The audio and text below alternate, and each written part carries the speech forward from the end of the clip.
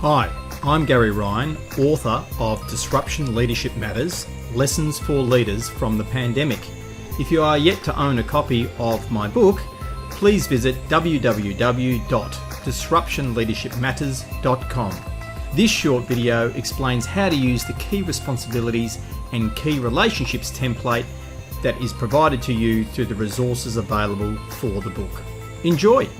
Hi folks, there are two sheets to this template. The first one is the key responsibility sheet and the second one is the key relationships sheet. So all you have to do is click on those sheets at the bottom of the page to go through both of them. So the first one is the key responsibilities sheet. Clearly you have your name, add in your position, and for each person who has a full-time role, there are approximately 3 to 6 high-level key responsibilities for that role. I've found through the 15 years that I've been using this template with my coaching clients is that if someone has more than 6 key responsibilities, which is possible, generally speaking, when they leave the organisation, which invariably they do leave, they are replaced by more than one person because their job was actually too big. So it is possible that you have more than 3 to 6 key responsibilities, but that is the normal range that I've found over time. So this will help you with negotiations regarding changes to your role that can occur over time, but certainly from a leadership perspective, it's really important that you are clear. Remember, clarity is queen, with the key responsibilities of each of your direct reports, and they are clear as well. So you'll notice that you have the opportunity to insert each of the key responsibilities. So that might be that they are responsible for a certain program, for example, or maybe they are responsible for a sales team, or whatever it might be. What you then need to do is to be clear about what does success for each key responsibility look like. In other words, if they were successful in the role, not just passing the role. And this is also important. The pass mark for a job is not 50% that you learn at school and university. Imagine if someone's only doing 50% of their job, they're probably not going to get to keep it for very long. So it's essential that we actually understand what success looks like for the job, and let's be as clear as possible as we can, because that will help your direct reports achieve it through creative tension. You'll notice that with this template, there are up to 4 measures available for each of your key responsibilities. You might not have 4 measures, you might not need to have 4 measures, you might have more. It depends on what the key responsibility is. And the measures can be a mixture of quantitative, that's number-based measures, and or qualitative, which is comment type measures or conversation type measures. For each key responsibility, get clear about what are the relevant measures. Now, I really believe in keeping things simple. Don't go creating a huge system to create measures for a role if they don't already exist. Try and use what you already have available to you. Try to keep it as simple as possible. If you don't have any simple to access quantitative measures, then on a regular basis, and I advocate it's at least 8 times per year, so once every 6 to 8 weeks or so, you're having a conversation with each of your direct reports, and it might be as simple as a qualitative measure where you're just agreeing how that person is going against that current key responsibility. This is why you have your current status color coding here. Now, this template ought to be used by your direct reports. They should produce this for themselves to help guide their conversation with you, and I encourage you to do the same for the person that you report to. So green means you're on track against the measures that you'd agreed. Yellow means it's going well, but there might be an issue or a challenge that you need to overcome. And red means that it's off target, that something is stopping this from being achieved and you need some action to occur straight away.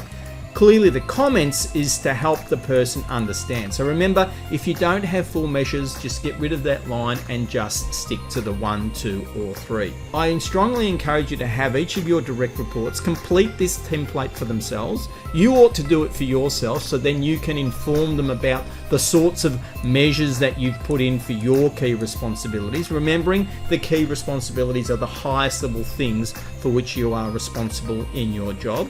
And again, this template can be used to help them in a conversation with you. The comments again are just to help the person, your direct report, to be able to have that informed information about the color coding that relates to each of their measures that relate back to the key responsibilities. Now, over time, if a key responsibility changes throughout the year, as you read in the book, you have the opportunity to have a really high quality conversation and a great negotiation about what key responsibilities might need to go to someone else for the new key responsibility to come in, and what are the new key measures for that new key responsibility. The second part of the template is what most people leave out. Most people do not do this. And this is identifying with specific individual names the people with whom this person needs to have a high quality relationship in order to be able to successfully deliver on their key relationships. There is a relationship between human relationships and performance in your roles.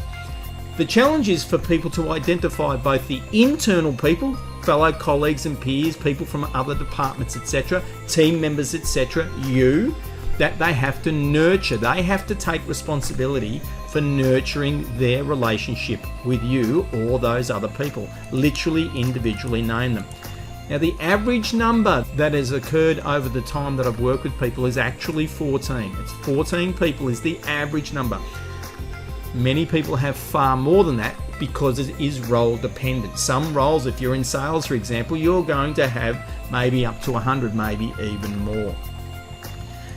What we have next is the pattern of contact that is required to maintain and nurture that specific relationship.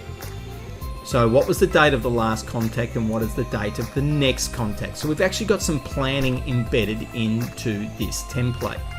Now the question for you is, do you think that that pattern would be the same for everyone, or do you think it would be unique to each individual? And the answer, of course, is it is unique to each individual. The pattern and the type of contact might relate to once or twice a year, reaching out through LinkedIn or reaching out through an email or a telephone call. In other cases, it may be every single day and then everything in between. This keep, stop, start actions list are the types of behaviors that you need to do to sustain the professional level relationship with this individual that is on your list. Maybe your relationship isn't so good and maybe you need to repair it. So maybe there's some behaviors you need to stop doing or start doing.